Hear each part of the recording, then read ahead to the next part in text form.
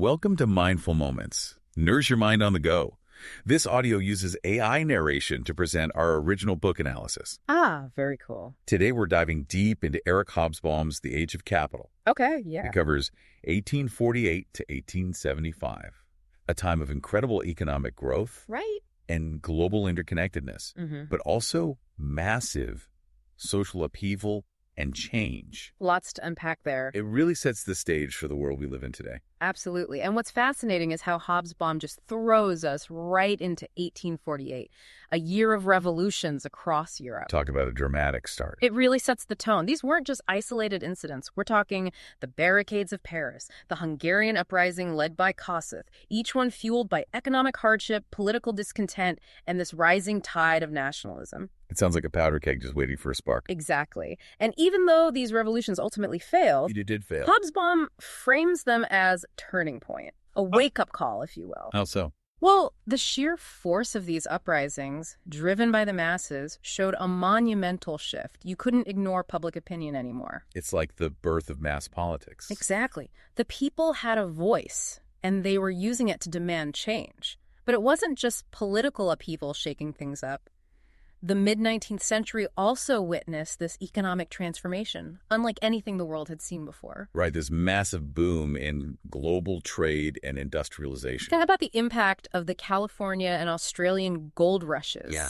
They pumped huge amounts of capital into the world economy, fueling this period of unprecedented growth. It's like the world went on a gold-fueled shopping spree. In a way, yes. But there was also this shift in economic thinking, this wave of economic liberalization. What do you mean by economic liberalization? Both liberal and authoritarian states began dismantling trade barriers, embracing private enterprise. Wow, that's a big shift. It was a global phenomenon. And then you add in these game-changing technologies of the time. You mean like the telegraph? Railways? Exactly. The world is suddenly shrinking. News travels in minutes, not months. People crossing continents by train. It's mind-boggling to imagine how these innovations transformed daily life. It really is. And it's this incredible progress, right? But I think what Hobsbawm does so well is show the complexities. This progress also generated inequality and new forms of social tension. You're right. He brings up the rise of the bourgeoisie, this new middle class, driven by profit, yes, but also this desire for respectability. It's like they were trying to balance their pursuit of wealth with this need to appear morally upright. Exactly. There's this fascinating tension there. On the flip side, you have the working class. Hobsbawm paints a stark picture of their reality. Constant insecurity, meager wages, no social safety net. You know, his example of the Preston mill worker family really stuck with me. It just brought that hardship to life. Right, and meanwhile, the wealthy were building these opulent homes and grand boulevards. The urban poor were crammed into slums, struggling for basic necessities. It's a stark reminder that progress isn't always equitable. And this era of transformation also impacted religion. Hobsbawm argues that traditional religious practices declined in many industrializing cities. It's like the old ways couldn't keep up with the rapid pace of change. And this decline created a vacuum, a space for new ideologies to take root, like the burgeoning socialist movement.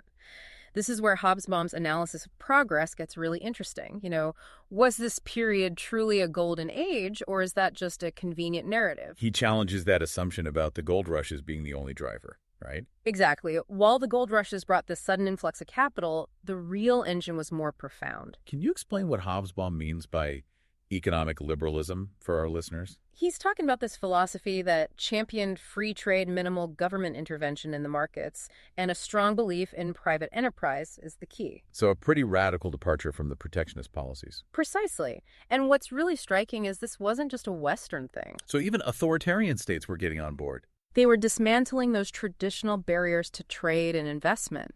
There was this almost universal faith that economic liberalization would lead to progress for everyone. Like the world had this free market frenzy. In a way, and this leads to what he calls the world unified, increasingly interconnected by networks of trade, transportation, and communication. That's where the explosion of railway construction comes in. Connecting those distant corners, and then the laying of submarine cables and enabling near-instantaneous communication across continents. These innovations really reshaped the world. It's hard to even imagine receiving news from the other side of the world in minutes What kind of impact did that have on daily life? It revolutionized the speed of everything. Business transactions, political decisions, even personal correspondence. People were suddenly exposed to so much information and different perspectives from all over. It fostered the sense of global interconnectedness, but also intensified competition between nations. It's that double-edged sword we keep coming back to, incredible advancements, but also new anxieties and uncertainties. And Hobsbawm really explores those anxieties, right? Those social and cultural transformations. The rise of mass consumerism, the urbanization of society, the clash between traditional values and this new individualistic and materialistic worldview, it was a period of immense cultural upheaval. And right in the middle of it all is the bourgeoisie, this new middle class. Hmm. And his analysis of them is so insightful. He doesn't just lump them together. He reveals their struggles and contradictions. They were relentlessly pursuing wealth, but also yearned for respectability and social acceptance. So they wanted to be rich, but not be seen as greedy. Exactly. He paints this picture of their social gatherings, their philanthropy, their obsession with etiquette and decorum. It was all part of this performance of respectability. And on the other end of the spectrum, you have the working class. He doesn't just give you statistics. He shows you the harsh reality, grueling factory work, meager wages, constant insecurity, the threat of unemployment. He uses the example of the Preston mill worker family to really show how precarious life was during this rapid industrialization. And that contrast between the wealthy and the working class really highlights those deep inequalities. And fueled social unrest and contributed to the rise of new ideologies challenging the status quo. And then there's what Hobsbawm calls the national problem. What role did nationalism play in all of this? He argues that it was both unifying and divisive. It fostered a sense of shared identity and purpose, but also led to conflict and exclusion. It could bring people together, but also tear them apart. It created that sharp distinction between us and them, leading to discrimination and violence against minorities and those seen as outsiders. And Hobsbawm points out that the concept of the nation was relatively new during this period. It wasn't some preordained thing. It was actively constructed and reinforced through education systems, state institutions, cultural narratives, even military service. It makes you think about how history shapes our own sense of identity. Exactly. And this nation-building process impacted everything: social structures, family dynamics, even gender roles. His argument about the impact on families is interesting. How did industrialization and capitalism affect them? He argues that the traditional patriarchal family structure was actually strengthened, particularly among the bourgeoisie. Women were increasingly confined to the domestic sphere. While men were out there building their empires, women were relegated to the home. In many ways, and Hobsbawm connects this to the economic and social pressures of the time, the bourgeois family became this crucial unit of consumption driving demand for all those mass-produced goods. So women's role as consumers became even more important. Exactly, and the domestic labor, while unpaid, was essential for maintaining the social order and basically reproducing the workforce. It shows how interconnected everything is. Even family life is tied to economics and politics. Hobsbawm weaves together all these different threads: economics, politics, culture, technology. He creates this incredible tapestry of the era. He really does. And he doesn't just give you a dry historical account. He digs into the intellectual and cultural currents that were shaping how people thought and saw the world. So this wasn't just about material progress, right?